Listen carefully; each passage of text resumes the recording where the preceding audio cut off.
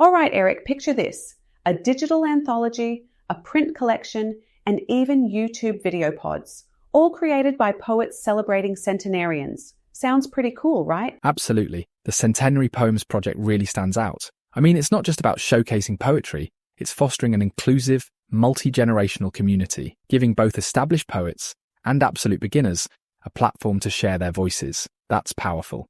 It is. I love how they're like bringing mentorship into the mix. You've got seasoned poets inspiring newbies. That connection, it's so important. What was it like when you've submitted poetry before, haven't you? Oh, many years ago. I still remember writing my first submission as a teenager. It was nerve-wracking, but having that space where my work felt valued, it gave me confidence to keep going. You see, creative spaces like these, They're game changers. exactly, they create this support system, you know?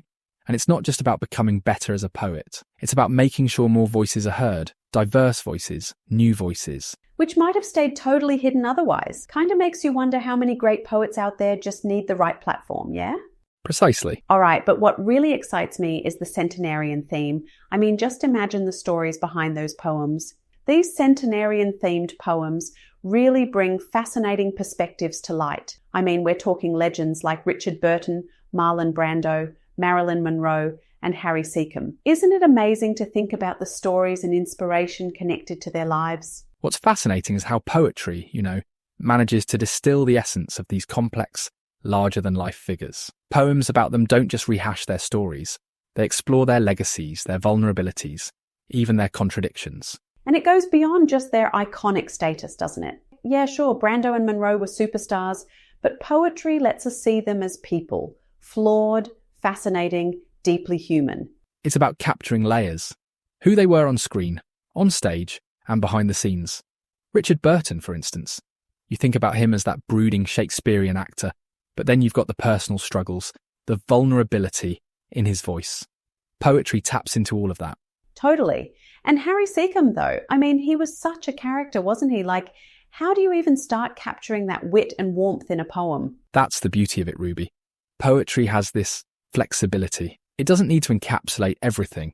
It's these deeply personal connections, whether painful or poignant, that make poetry so powerful when it's dedicated to someone's life and legacy. Speaking of personal connections, Eric, isn't it exciting to think how these poets' work will reach even more people? A digital anthology, a print collection, and now video pods. They're creating so many pathways to share these deeply human stories. Exactly, and what's brilliant is how each format caters to different audiences. The digital anthology brings instant accessibility. You can just open your phone and dive into someone's poem. Then you've got the print collection, which is something tangible, something lasting. Yeah, and there's nothing quite like holding a book, There's this weight to it. Like, it's more permanent, more real. The video pods is where it gets really exciting. Imagine hearing a poem read aloud, maybe even performed. It adds such a dynamic layer, a voice and emotion, that text alone can't always capture. Oh, totally. And okay, here's the kicker. It's a free service. Incredible. They can even have someone else narrate your poem if the author is too shy. How cool is that? It's a game changer. You've got poets who might have stayed in the background, quietly writing, suddenly having their work brought to life and shared in ways they might not have imagined. Technology, the way it's integrated here, is giving these voices a platform to shine. And let's be honest, Eric, tools like these are also just fun.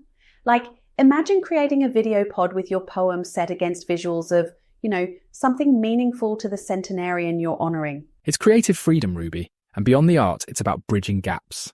Across generations, across experience levels, these tools are ensuring that poetry doesn't stay in a niche.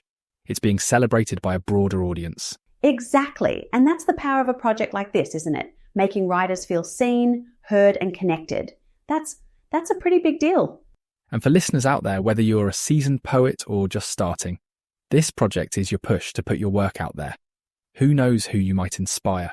Or who might inspire you? Honestly, guys, if you've been sitting on a poem, dust it off, give it a shot. We'd love to hear what you come up with. Check out the website for submission details. Go to centenarypoems.com. The project will add new centenarian subjects at regular intervals. And on that note, Ruby, I think we've come full circle.